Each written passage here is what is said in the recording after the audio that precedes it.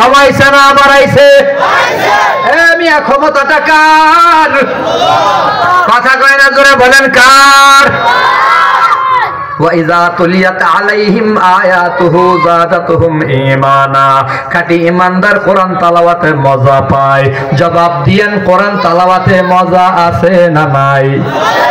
আরো জোরে। কালো স্বামী, এরপর স্বামীর জবানে মধুর কথা বিবির কাছে বড় ভাল লাগে। এ মুসলমান, তুমি যখন আই লাভ ইউ বলো, নাপাক সম্পর্কের ভিতরে মেয়েটা তোমার জন্য পাগল। নাপাক সম্পর্কের ভিতরে মাইয়া তোমার পাগল, তুমিও মাইয়ার পাগল। এত মজা পাইছো, বাবার কথাও মানো না, সন্তানের কথাও মানো না, ছেলে মেয়ের কথাও মানে না।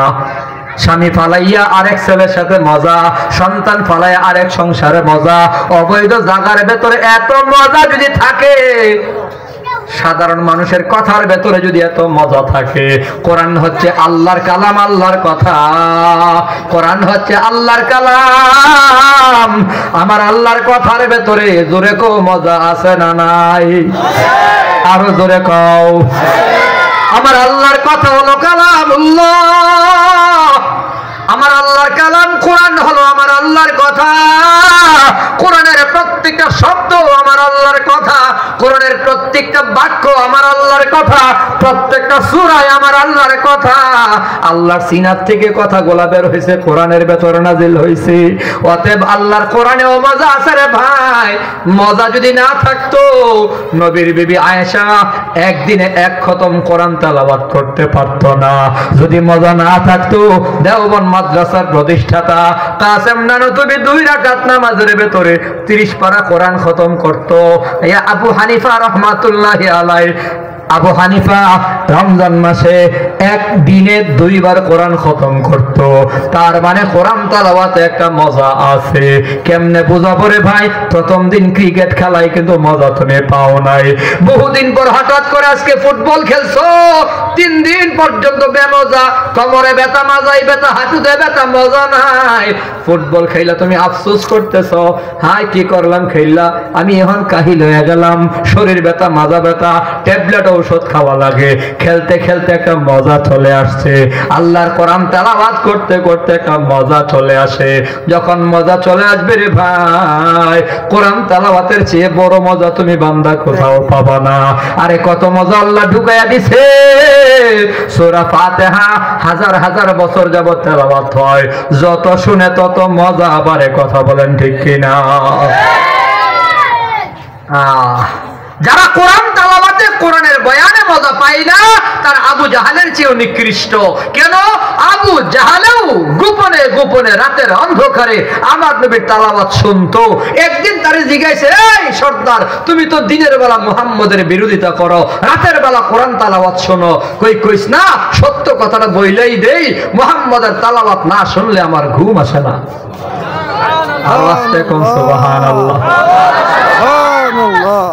وقال الذين كفروا لا تسمعوا لهذا القرآن وقال الذين كفروا لا تسمعوا لهذا القرآن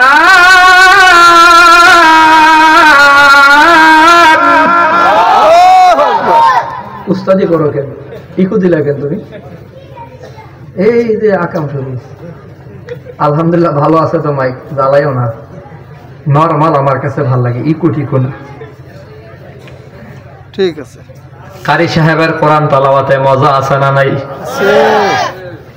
وقال الذين كفروا لا تسمعوا لهذا القرآن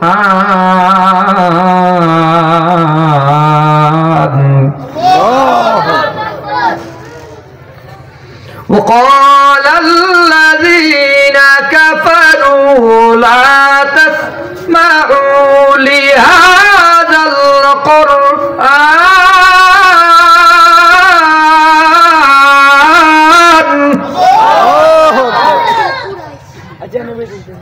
ওয়ালগাউ ফীহি লাআল্লাকুম তাগলিবুন।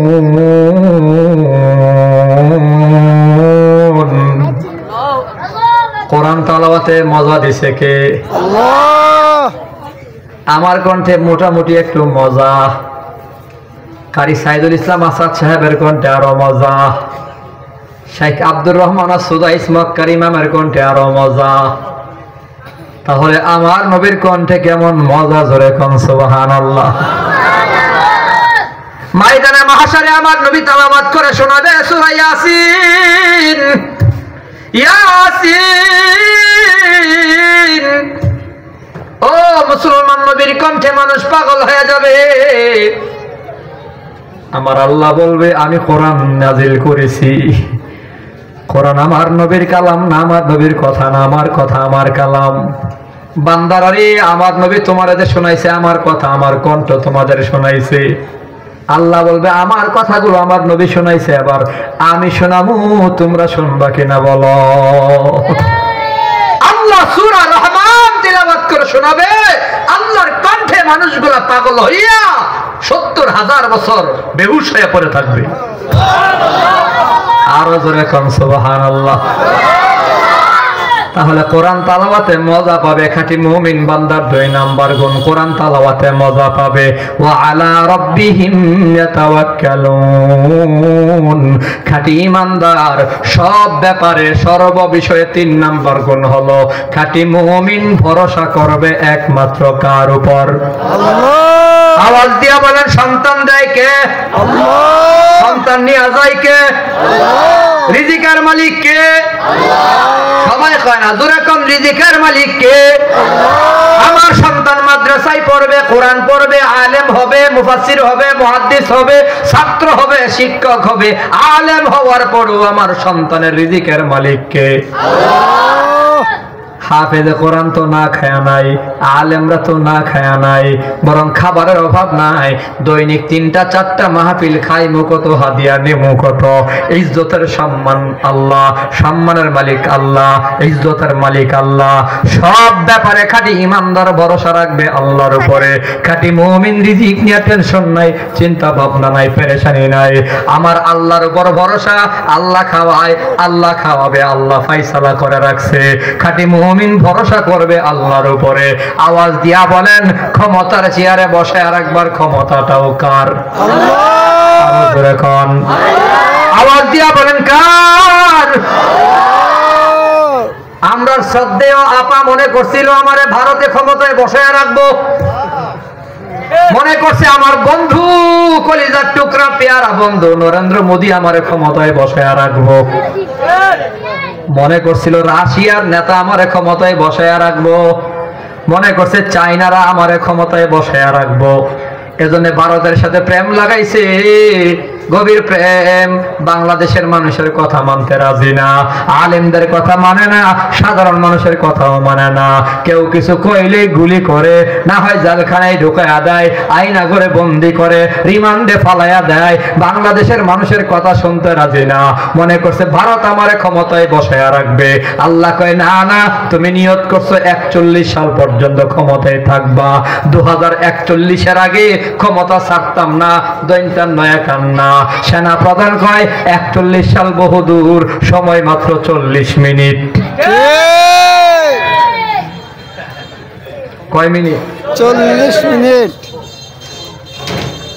বন্দুক পক্ষে পুলিশ তার, আর্মি তার, বিডিআর তার, র্যাব তার, সব তার, সব তার, সব তার। বিপক্ষে শুধু জনগণ। জনগণের সাথে কোনো লাঠি নাই, বেন্দা নাই, অস্ত্র নাই, কিচ্ছু নাই। জনগণ একসাথে দাঁড়াইয়া গেছে, আল্লাহ দাঁড় করে দিছে। ৪০ মিনিটের ভেতরে পালাতে হয়েছে। আসল ক্ষমতাটা কার? আল্লাহর হাতে। ঈমান ঠিক করেন। এখন আবার যারা ভাবতেছেন ক্ষমতায় বোধহয় গেছি গা, পোস্টারে সাইনবোর্ডে দেখি আর কি, ছবির ডিজাইন আগের মতোই, উপরে ৩ জন, নিচে ২ জন, সাইডে ১ জন, ছবির ডিজাইন, ব্যানার ডিজাইন ১৫ বছর যা হয়েছিল এখন সেম ডিজাইন দেখতেছি। ক্ষমতায় গেছে গা, একটা ভাব হয়ে গেছে গা। বাপসাপ দেখলে মনে হয় শুধুমাত্র শপথ পাট্টা বাকি, চান্দাবাদ রেডি করে রাখছে, সিএনজি থেকে কেটা টাকা নিব, বাজারের টাকা কেটা উড়াইব, নৌকা ভাড়া কেটা নিব, গোদারা ঘাট কেটা ডাকি আনবো, সব চান্দাবাজ মোটামুটি সব লাইনে রেডি কইরা শপথ পাটের বাকি রয়েছে। ক্ষমতায় গিয়া ওই চান্দাবাজি শুরু করবে, জুলুম নির্যাতন শুরু করবে, আবার আগের মতোই উনার মতোই তিনিও শুরু করবে। যদি কেউ মনে করেন ক্ষমতায় বৈশা আবারও সাধারণ মানুষের উপর জুলুম করবেন, নির্যাতন করবেন, তারা তো 40 মিনিট সময় পেয়েছে, আপনারা 40 সেকেন্ডও সময় পাবেন না। মানুষ এখন আর ঘুমে নাই, সব সজাগ আছে। যারা ক্ষমতা বুঝে না, রাজনীতি বুঝে না, চেয়ারের স্বপ্ন দেখে না, সংসদ ভবন ভুলেও চিন্তা করে না যাইব, এরা কিন্তু এখন ক্ষমতার থেকে নামানোর নিয়ম বুঝা লইছে। অতএব আমি কারো বিরোধী না, যারা এই ক্ষমতায় যাইবেন তওবা কইরা ইসলামের পক্ষে কথা বলবেন, আলেমদের পক্ষে বলবেন, মাদ্রাসার পক্ষে বলবেন, সাধারণ গরিব দুঃখী অসহায় মানুষ, সিএনজি ড্রাইভার, রিক্সা ড্রাইভার, দিন মজদুর, তাদের কথা ভাববেন, তাদের অধিকার নিয়ে কথা বলবেন, তাহলে এই ক্ষমতায় থাকতে পারবেন। না হয় মাত্র 40 সেকেন্ড সময়। লেখা রাখেন আমার কথাটা,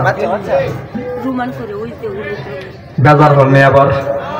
আমি তো বিপক্ষে কইছি না পক্ষে কইছি, পরামর্শ দিছি। আল্লাহ আমাদেরকে তওবা করে ক্ষমতায় যাওয়ার তৌফিক দেন সবাই বলে আমি। ক্ষমতায় যাওয়ার দোয়াটা কইরা নিলাম।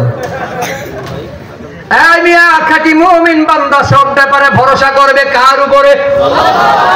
আরো জোরে কয় না,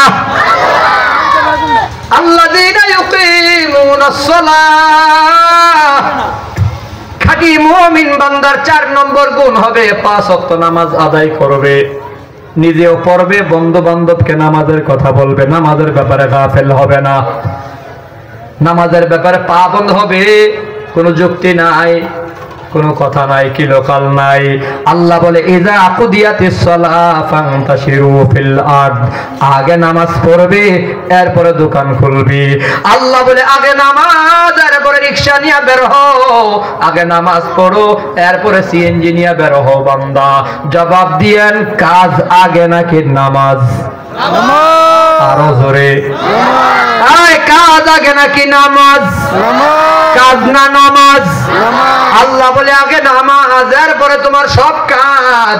যুবক বাইরে ক্রিকেট খেলো বাধা নাই, ফুটবল খেলো বাধা নাই, টুর্নামেন্ট খেলো বাধা নাই, আল্লাহ তোমার কাছে 24 ঘন্টাও চাইলো না, খেলাধুলার সময়টাও দিল। আল্লাহ কি চাই বান্দা জানো? ফজর নামাজে 2 রাকাত পড়বি, ফজর নামাজের পর ব্যায়াম কর, হাঁটা চলা কর, শরীরটারে ভালো রাখ। আবার বান্দা তুই কৃষি কাজ করবি, দোকানদারি করবি, যোহর পর্যন্ত বান্দা তোর ছুটি হয়ে গেল, যা মনে চাই করাগা গিয়া শুধুমাত্র গুনার কাজ করিস না। একবারে কোনোই পারো না, চুপচাপ বসে থাকবি বান্দা, সমস্যা নাই। যদি পারো করো, না পারলে চুপ থাকো। এরপরে যোহর নামাজ বান্দা আদায় করবি, যোহর নামাজের পর খাওয়া দাওয়া কইরা বান্দা আবার তুই বের হয়ে যা, ফুটবল ক্রিকেট খেলো, গুনাহ করিও না, জুয়া ধইরো না, হাফ প্যান্ট পরে খেললো না, অল্প সময় খেলাধুলা করে আসর নামাজ আবার জামাতে পড়বি।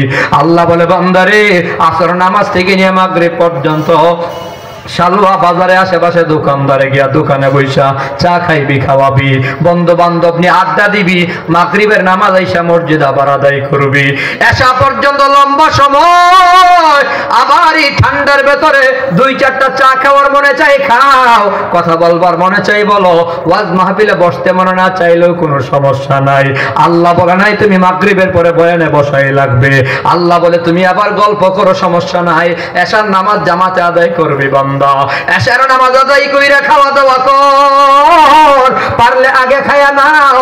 এশার নামাজ পড়া আল্লাহ বলে ঘুমায়া যা, বান্দাই ঘুমায়া ঘুমায়া ফজর পর্যন্ত কাটায়া দিবি, ফজর নামাজটা মসজিদে আদায় করবি। এভাবে 5 ওয়াক্ত নামাজ যদি আদায় হয়, আর বান্দা সারা দিনে আমি তো হিসাব করলাম 5 ওয়াক্ত নামাজ পড়তে সময় লাগে সব মিলে 2 ঘন্টা, 24 ঘন্টার ভেতরে 2 ঘন্টা আমার আল্লাহরে দিয়া বাকি 22 ঘন্টা বান্দা তুমি নিলা, তোমার কাজ কাম করলা, রাজনীতি করলা, ব্যবসা করলা, দোকানদারি করলা, চাকরি করলা, রাজনীতি করলা, বন্ধু বান্ধবের সময় দিলা। আমার আল্লাহ বলে সমস্যা নাই, 5 ওয়াক্ত নামাজ যার আমল নামায় থাকবে, আল্লাহ নবী কয় ফেরেশতারা লিখবে 5 ওয়াক্ত। আমার আল্লাহ ডাক দিয়া কইব আমার বান্দার আমল নামায় লিখতে হবে 50 ওয়াক্ত। বলেন সুবহানাল্লাহ। অতএব নামাজের ব্যাপারে গাফেল হওয়ার কোনো সুযোগ নাই রে বান্দা। খাঁটি মুমিন বান্দার 5 নম্বর গুণ ওয়া মিম্মা রাযাকনাহুম ইউনফিকুন। খাঁটি ঈমানদার আল্লাহর দেওয়া সম্পদ আল্লাহর রাস্তায় খরচ করবে। আল্লাহর দেওয়া সম্পদ আল্লাহর রাস্তায় খরচ করবে মানে মসজিদে দান করবে, মাদ্রাসায় দান করবে, গরিব দুঃখী অসহায় মানুষদের দান করবে। শীত বস্ত্র একটা নিয়ে ঘুরো এ মুসলমান নওজোয়ান যুবক, 100 টাকা দিয়া ভ্যান গাড়ি থেকে গরম কাপড় কেনা যায়, একটা কাপড় নিয়ে ঘুরো। রাস্তায় একজন রিক্সাওয়ালারে পড়াইয়া দিলা, কোন একটা গরিব বান্দার গলায় একটা মাফলার ঝোলাইয়া দিলা, কোন একটা রিক্সাওয়ালা ভাইরে কান টুপি পরাইয়া দিলা। আপনার আবার নবী বলে উম্মত, কোন একটা মানুষের যদি টাকা খরচ করিয়া নিজের টাকা দিয়া সামান্য একটা কাপড় হাদিয়া দাও, আমার আল্লাহ জান্নাতে তোমাকে 2টা কাপড় হাদিয়া দেবে। আল্লাহর দেওয়া সম্পদ আল্লাহর রাস্তায় খরচ করার আজকের মুখ্যম সময় হলো মাদ্রাসায় দেওয়া। এই মাদ্রাসার ভেতরে টিনের ঘর, কত সন্তান ঘুমাইতে পারে না। আরে গতকাল না পরশুদিন ফেসবুকে দেখলাম এক উস্তাদ কান্দে আর ফেসবুকে লিখলো মাদ্রাসা ছুটি দিয়া দিলাম, সব ছাত্র বাড়ি চলে গেছে, একটা এতিম ছাত্র হুজুরের সামনে দাঁড়ায় রইছে। হুজুর জিগাই বাজান তুই কি বাড়ি যাবি না? ছাত্র চোখের পানি ছেড়ে কান্দে আর বলে হুজুর আমার বাড়িও নাই, ঘরও নাই, আমার মা নাই, বাবা নাই, আমি কোথায় যাবো? মাদ্রাসাই হলো আমার বাড়ি। হুজুর যদি আমার অনুমতি দেন মাদ্রাসার কোনায় আমি একা একা 1 সপ্তাহ বন্ধ কাটাইয়া দেবো, মাদ্রাসার বাহিরে যাব না। এমন সন্তান মাদ্রাসায় পড়ে মা নাই, বাবা নাই, বড় এতিম। এমন গরিবের সন্তান মাদ্রাসায় পড়ে বাবা একটা কম্বল কিনে দিতে পারে না রে ভাই, এই টিন শেড ঘরের ভেতরে রাতে ঘুমাইতে পারে না, ঠান্ডায় থরথর করে কাঁপে। আমার নবী কই তারা তো আমার বন্ধু, ইন্নামাল উলামা ওয়ারাসাতুল আম্বিয়া। আমার নবী বলে মান সালাকা তরিকান ইয়ালতামিসু ফীহি ইলমা সাহালাল্লাহু লাহু তরিকান ইলাল জান্নাহ। জান্নাতের পথে হাঁটে, জান্নাতের মেহমান মাদ্রাসার ছাত্রগুলা, এদেরকে একটা কম্বল কিনে দিও, টিন শেড ঘরটারে পাকা বানায়া দিও। আল্লাহ দেওয়া সম্পদ আল্লাহর রাস্তায় যারা খরচ করবে 5 গুণ যারা অর্জন করবে, আল্লাহ কয় লাহুম দারাজাতুন ইনদা রাব্বিহিম। দুনিয়ার মানুষের কাছে সম্মানের দরকার নাই, আমি আল্লাহর কাছে সম্মান বেশি হয়ে যাবে। ওয়া মাগফিরা, আল্লাহ তাদের জিন্দেগীর সব গুনাহ মাফ করে দেবে।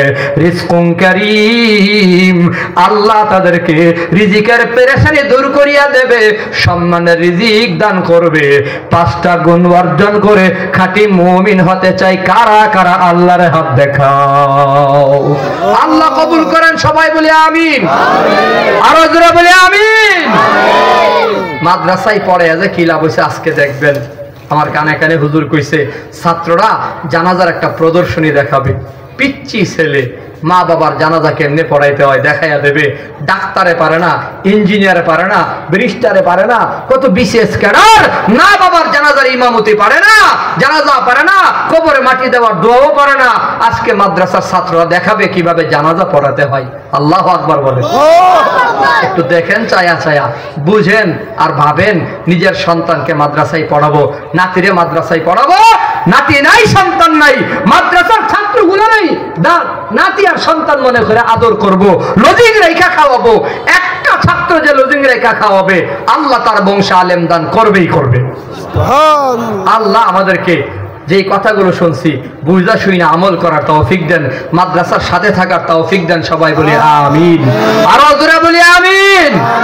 জানে মালে মনে প্রাণে সব দিকে দোয়া কইরা জান দিয়া মাল দিয়া মাদ্রাসার সাথে থাকবো তো ইনশাআল্লাহ। থাকবো তো ইনশাআল্লাহ। কারা কারা থাকবো শেষবার মতো হাতটা সুদা করে দেখাই।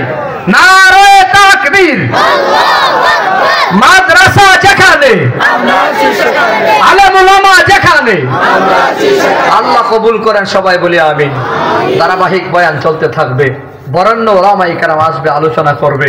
মোনাজাত না দিয়ে আমরা কেউ যাব না, বিশেষ করে প্রদর্শনী দেখা এরপরে যদি একটু প্রস্রাব করা লাগে, কিন্তু মোনাজাতটা দিয়া যাব। আমি আজকের মতো এখানেই আমার কথাগুলো শেষ করছি, যেহেতু আমার তাড়া আছে। দোয়া চাই সবার কাছে, আবারও আসবো, বয়ান হবে, দোয়া চাই। ওয়া আখিরু দাওয়ানা আলহামদুলিল্লাহি রাব্বিল আলামিন। আসসালামু আলাইকুম ওয়া রাহমাতুল্লাহি ওয়া বারাকাতুহু। আলাউদ্দিন আইএমসি মিডিয়া, কুরআন হাদিসের কথা বলে।